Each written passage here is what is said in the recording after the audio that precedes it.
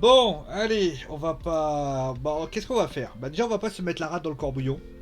Hein, à un moment donné, c'est pas la peine de se mettre la rate dans le corbouillon. Hashtag MKA, parce que j'ai envie de vous dire, dans ces moments-là, il faut rester zen. Il faut rester zen, parce que finalement, on se fout de notre gueule, on nous traite comme de la merde. Mais d'un côté, j'ai envie de te dire, il faut comprendre que tout simplement, il faut pas se mettre la rate dans le corbouillon. Hein? Ouais, voilà, bon, la vérité, je suis blasé. Voilà, je rentre du travail, j'ai passé une journée de merde, je me suis pris la tête avec un type. Et vous savez quoi? Eh ben vous me proposez WWE Raw. Je me dis, allez, on va passer un bon moment, on va s'amuser, on va se prendre la gueule. Bah non. Bah non, même ça c'est pas possible. Alors vous allez me dire qu'est-ce que j'ai pas aimé. Et on va commencer tout de suite avec la bataille royale pour désigner le challenger numéro 1 pour les ceintures par équipe de Raw. Alors ça, vous voyez, je me suis dit, allez, bon, une bataille royale, pourquoi pas. Bon, c'est un truc de fainéant, hein, mais à un moment donné, bon, écoute, hein, quand tu es au caniveau, tu peux que remonter. Bon, le segment d'avant-match, c'était plutôt un tour d'horizon. Alors, il faudra juste qu'on m'explique pourquoi t'as mis John Morrison, déjà. Parce que tu fais venir John Morrison. Dans l'idée, ça me plaît. Alors, à la limite, j'aurais voulu préférer que Lince Dorado et John Morrison fassent tag team, à la limite, ça aurait pu valoir quelque chose. Mais le truc, c'est John Morrison élimine Lince Dorado et juste après il se fait éliminer. À la limite, il aurait pas été là, qu'est-ce que ça aurait changé? La semaine dernière, vous le mettez avec de l'ail partout, il passe pour le roi des débiles, et aujourd'hui, vous le mettez devant vous le faites passer derrière un Mexicain. Et sans déconner les gars, si vous aimez pas John Morrison, fallait pas le faire signer en fait. Fallait le laisser chez lui, vous voyez, avec bon, il y a Taya Valkyrie, maintenant sa compagne qui est là. Mais bordel, qu'il fallait qu'il reste chez lui. Oui, il fasse des maracas, je sais pas ce qu'on va dire, mais à un moment donné, il faut arrêter. Bon après sinon, ouais, bon, la logique des New Day Arcade Bro, ça s'est plutôt bien passé. D'ailleurs le choix des Viking Riders est malgré tout assez logique. D'ailleurs c'est plutôt intéressant parce qu'il y a un duel de force entre Homos et AJ et justement les Viking Riders. Après, pour le match, il était globalement correct. Ça cassait pas trois pattes à un canard, mais bon, on va dire que c'était pas trop mal. Après, il y a eu Elias. Alors, je vous dis la vérité, je l'ai même pas suivi le match parce que voilà, c'était un match. Alors, il a eu quelques petites choses après ce que j'ai compris. Mais je vais être honnête avec vous, hein. Je l'ai regardé d'un coin de l'œil et l'autre œil, je regardais le plafond. Et vous dire une chose, le plafond était plus intéressant que le match, c'est pour dire. Donc après on a eu donc la signature de contrat entre donc le titre de la WWE entre Bobby Lashley et Drew McIntyre, alors que je crois qu'il me recherche derrière. Bah vous savez, la signature de contrat, j'ai jamais été vraiment un réel fan pour la simple et bonne raison que c'est souvent très classique. Les deux mecs qui te disent ah mais c'est moi qui est le meilleur, ah moi c'est moi qui est le meilleur, et aux dernières nouvelles, où est-ce que vous avez déjà vu bon, première fois alors, en général c'est souvent on parle souvent de Bailey avec le fait qu'il avait refusé le contrat. Oui, c'est vrai, mais en général, les deux parties vont signer le contrat. J'ai jamais vu un match où le mec il annonce le match en pay-per-view et à un moment donné il te dit bah en fait non. Alors quand c'est un petit peu spectaculaire, ça peut être sympa. Et c'est ce qui s'est passé notamment avec tout simplement bah, le match, la question puisqu'il y a eu un segment de bonne qualité. On pense notamment à l'ajout de la stipulation du Hell in a Cell, le fait que bah, finalement Drew McIntyre n'aura plus de match de championnat s'il perd. Et puis j'ai trouvé très intéressant aussi un truc, c'est que bah, le découpage de la... Ah pardon, je l'ai pas fait. Voilà, je l'ai montré là. Le découpage de la table. Alors, je pense que si je suis Vince McMahon, j'ai très peur pour mon épée. Mais j'ai envie de vous dire, le fait qu'il ait découpé la table, c'est quand même quelque chose d'assez fort. Alors je sais pas s'il va jouer avec la... Je pense pas qu'il jouera avec l'épée, il va pas non plus découper Bobby Lashley. Mais il peut se sévère de l'épée, peut-être pour peut-être découper la cage. Et là par contre ça serait intéressant. Mais en tout cas le segment était bien, j'ai trouvé qu'il y avait vraiment du talk assez sympathique. Et c'est assez rare pour être souligné pour ainsi dire. Donc juste après on a eu donc... On allait désigner le challenger numéro 1 pour le titre des États-Unis. Avec Sheamus qui se prend pour le Hun Dashing Cody Rhodes. Qui dit oh là là, vous avez vu, j'ai été défiguré, j'ai été. Mec, t'es roux. Enfin, non, t'es pas. Ah, désolé pour les mecs, les gens qui sont roux. Mec, t'as une coupe de cheveux. À un moment donné, t'avais une coupe de cheveux, t'étais comme ça, on aurait dit un coq. Vous savez, les coqs qui font ça là. Bah, sans déconner, je sais pas faire le coq, hein, désolé. Et bah, c'était pareil. Alors après, pour le match, bah, j'ai envie de dire. Bah, quand tu mets Ricochet sur un ring, bah, bizarrement, le match il est bon. Alors, tu mets Humberto Carrillo qui est pas mal aussi. Bah, le match il est très très bon. Bah, au final, c'était très bien. Après, pour le final, la manière, la finalité du match, bah, j'aurais peut-être préféré que Sheamus éclate les deux en fait. Ça aurait pu justifier pas mal de choses. Mais après, je vais quand même être indulgent. Peut-être qu'on a dit à Sheamus, tu n'as pas le droit de avoir une quelconque intervention. Mais d'un côté, quand tu le vois à moitié phobique, en mode oh mon dieu, oh mon dieu, oh, eh les gars, et Sheamus, à un moment donné, je veux bien, mais sois crédible dans ce que tu fais. T'es irlandais quand même. Hein. Les Irlandais, ils pètent des nez quand ils boivent de la bière, hein, à un moment donné. Donc juste après, on a eu donc Nikki Cross, Asuka, qui faisait face à Charlotte Flair et à Rhea Ripley. Bon, je vais pas revenir sur la qualité du match, parce que bon, au bout d'un moment, hein, on va dire que je radote.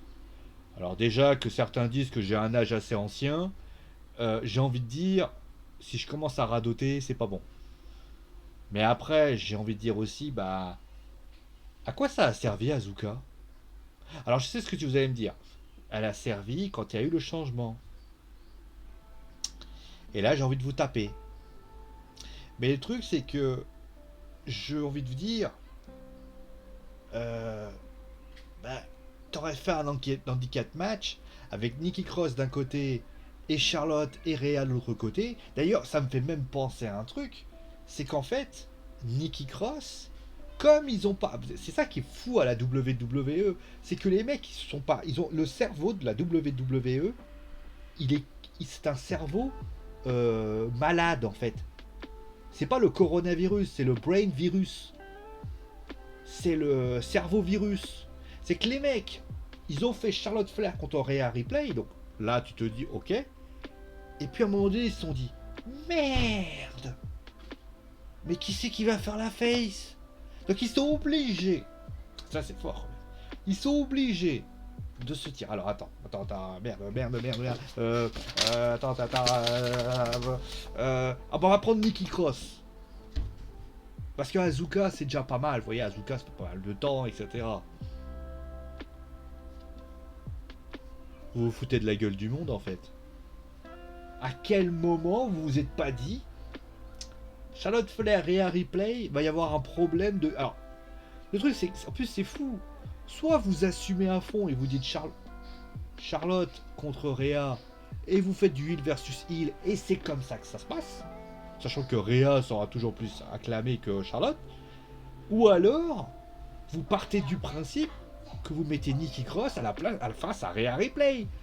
Et vous attendez que Charlotte, malheureusement, Charlotte vous la draftez à SmackDown ou vous mettez un triple shot avec Nikki Cross de Lolo.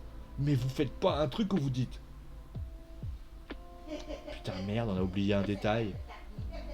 À quel moment votre cerveau vous l'avez utilisé? Enfin bref. Désolé, il y a du bruit. Donc voilà, honnêtement, c'était un tag team pourri. Bon bref. Donc, on va passer maintenant au match simple entre Kofi Kingston et Riddle. Alors, Kofi Kingston et Riddle. Alors, il y a eu Cedric Alexander aussi qui a fait match contre Jeff. Bon, Jeff qui gagne. Ben, à un moment donné, il fallait peut-être qu'il gagne un jour, j'ai envie de te dire. Et Kofi Kingston, Riddle. Alors, vous savez, l'espoir d'un homme. Vous savez, l'espoir, c'est important. Parce que si vous voulez pas que vous mettiez la rate dans le corbouillon, à un moment donné, il faut que vous soyez capable, et bien tout simplement, de nous donner de l'espoir. Regardez par exemple, moi j'avais espoir pour ces deux-là. Je me suis dit, Kofi Kingston, Xavier Wood, Face, Randy Orton, Riddle, c'est des mecs un peu, voilà, Randy Orton il est un peu asocial, Riddle si. Et tu te dis en plus qu'il y a quelques semaines, Riddle il est un peu agressif, etc. etc. Le mec il te sort le Archéo, donc c'est quelle planète. Et tu te dis, ah ouais quand même, là, Riddle. Et bah Riddle, bah il est toujours aussi con en fait. Quand tu vois que... Alors je sais qu'on va me dire, oui mais il fait ça pour s'amuser et tout. Et certains vont me dire, oui, messieurs, quand Shawn Michaels faisait le crétin avec dans DX, avec Triple H, et ben c'était rigolo. Alors, certes, c'était rigolo, mais aux dernières nouvelles, c'était, il y avait bien évidemment un côté humoristique. Mais aux dernières nouvelles, Shawn Michaels ne passait pas pour le crétin. C'était pas le Eric de Eric et Ramsey. Par le fameux mot, vous savez, où il cherche un mot là. Voilà, enfin bref, revenez voir le sketch dans les années 90-2000 pour les plus jeunes. Mais en tout cas, ce qui est certain, c'est que Kingston, bah, il a fait un match contre Riddle. Riddle, il est toujours aussi timbré, timbré, oui, il est toujours aussi timbré. Et le truc, c'est que au bout d'un moment, ça devient lourd de voir et revoir la même chose. Soit vous décidez de faire quelque chose à un moment donné, vous exécutez des heel turns, des choses comme ça, mais vous arrêtez de passer votre vie à faire le minimum syndical. Enfin voilà. On passe maintenant à Alexa Playground. Oui, je sais, mon anglais est pourri, je vous emmerde. Donc, alors, on va se relever un peu, parce que là j'ai l'impression d'être papy en train de marcher, en train de partir en retraite. Il y a un peu de tout dans ce qui s'est passé. On va dire que d'un point de vue positif, bah déjà, enfin, on a du concret sur Lily et Alexa. A priori, d'après l'histoire, Lily serait celle, enfin la poupée, hein, pour ceux qui n'ont pas compris, ce serait celle qui causerait des soucis à Shayna et Nia pendant les matchs. Il fallait littéralement déclencher quelque chose. C'est ce qui s'est passé. Alors la semaine dernière, c'était relativement, on va dire voilà, on commençait à mettre les petits ingrédients. Il fallait que ça tourne un petit peu. Shayna était là. Shayna a fait ce qu'elle avait. Shayna a été utilisée pour ça. Et honnêtement, tout ce qui a été fait n'est pas illogique en soi. J'ai même trouvé ça plutôt intéressant à suivre. Mais c'est malheureusement, il y a des choses qui ne vont pas. Déjà, tu veux faire un film d'horreur, parce que c'est ça en fait. Tu veux faire un côté film d'horreur. Alors, vous avez par exemple, vous savez, le killer, si vous voulez, qui n'a pas apprécié d'être insulté et tout ce que tu veux. Un peu comme, par exemple, on va imaginer Moreau dans Resident Evil Village. Le mec, il a toujours été traité de gros, de ce que tu veux. Et un jour ou l'autre, ou même, vous savez, quand vous avez, par exemple, dans les films d'horreur, vous avez quelqu'un qui, toujours le mec qui insulte, qui vous insulte. Et en fait, le gars l'attrape et finalement va le buter. Ça arrive très souvent, ça, dans les films. Et ça, bah, j'ai trouvé que c'était l'idée de la WWE. Sauf que, en fait, ça ne marche que si cette personne, elle est réelle. Alors tu vas me dire, oui, mais Lily est réelle. C'est une poupée. Alors je sais que Alexa, m'écoute, peut-être il va faire venir Lily, et je serais très contente de la rencontrer, Lily. Hein. Si Lily, elle vient, je lui fais un selfie direct, et vous savez quoi, je serai la plus heureux des hommes. Mais surtout que, voilà, elle a un sourire magnifique. Hein, vous voyez le magnifique sourire de Lily. Mais le problème avec Lily, c'est que Lily a besoin d'Alexa. Alors il y a plusieurs possibilités. Soit c'est une ventriloque Alexa, mais j'y crois pas. Elle dit qu'elle tire des puissances. Et moi il y a un truc qui me gêne, c'est que moi, quand voilà, quand elle commence à mettre le pied, déjà les caméras, bon ça a été enregistré hein, clairement. Et à ce moment précis, moi j'aurais préféré une ambiance lourde à la Silent Hill, ou limite, et ça a été fait il y a pas longtemps, l'équivalent de Donna Bielevento. Où t'as une Alexa.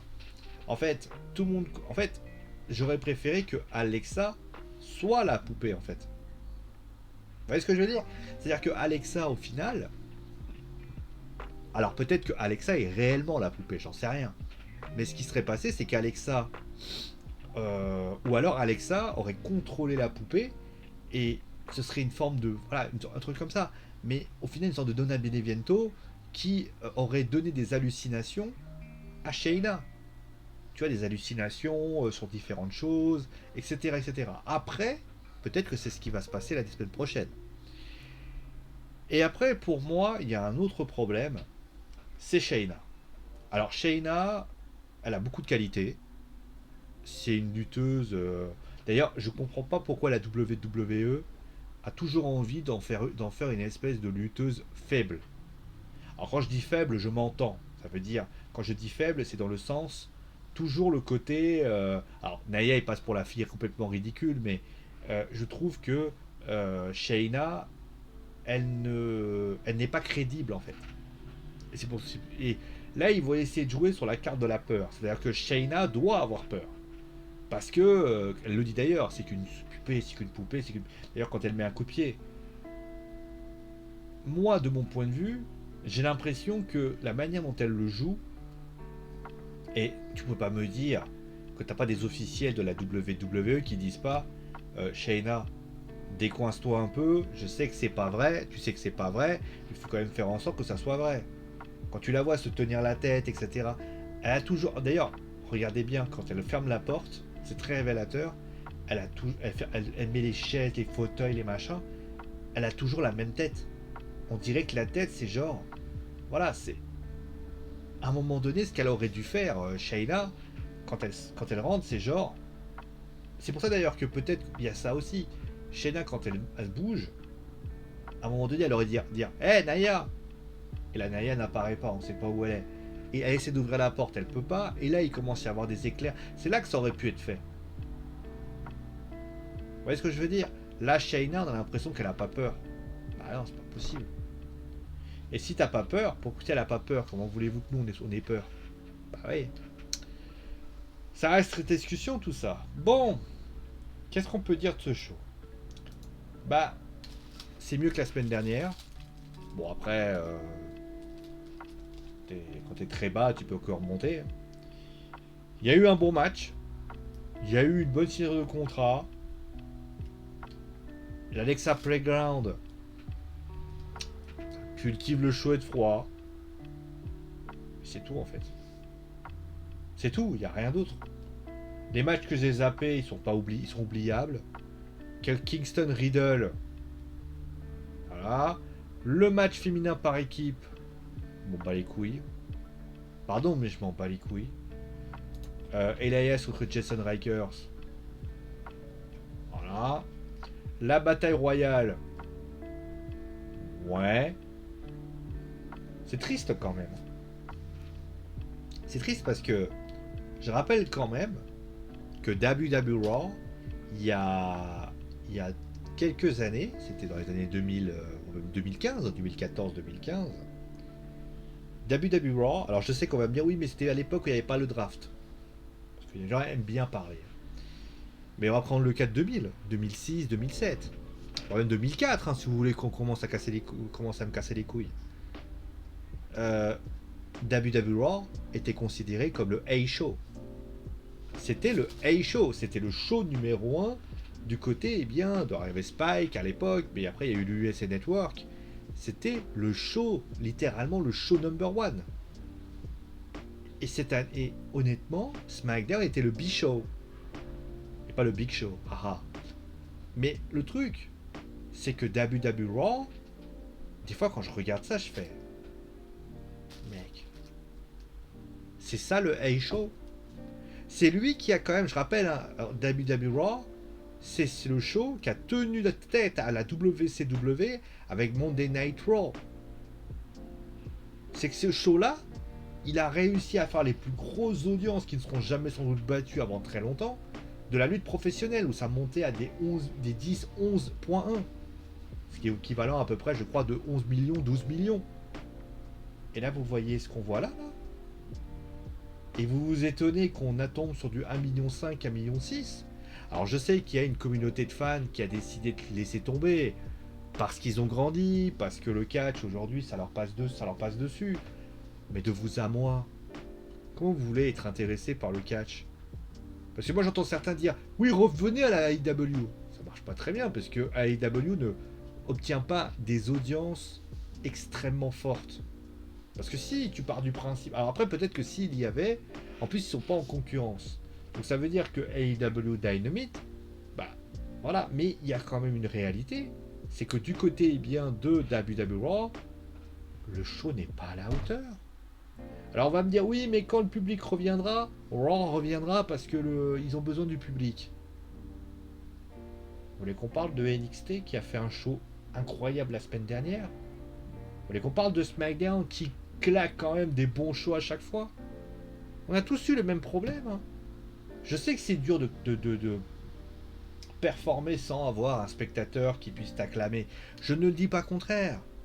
Mais de vous à moi, c'est ça c'est ça le produit? Pardon.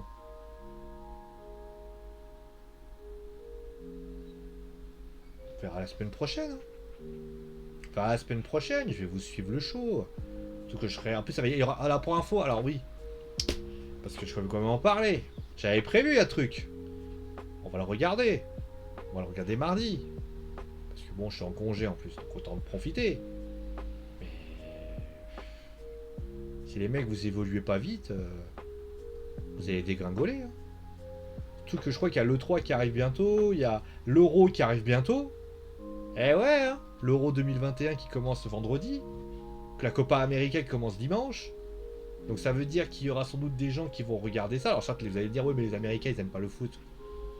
Et alors? Bon, voilà. J'ai pas grand chose à dire de plus que ça. Tout ce que je peux vous dire, c'est que c'est triste. Allez, merci à vous de cette émission, portez-vous bien. On se retrouve demain pour WWE NXT. Et d'ailleurs, je tenais à vous remercier. D'ailleurs, vous avez été très nombreux les dernières éditions du Journal du Mercato. Merci à vous tous, gros bisous, et on se retrouve demain. Ciao les amis!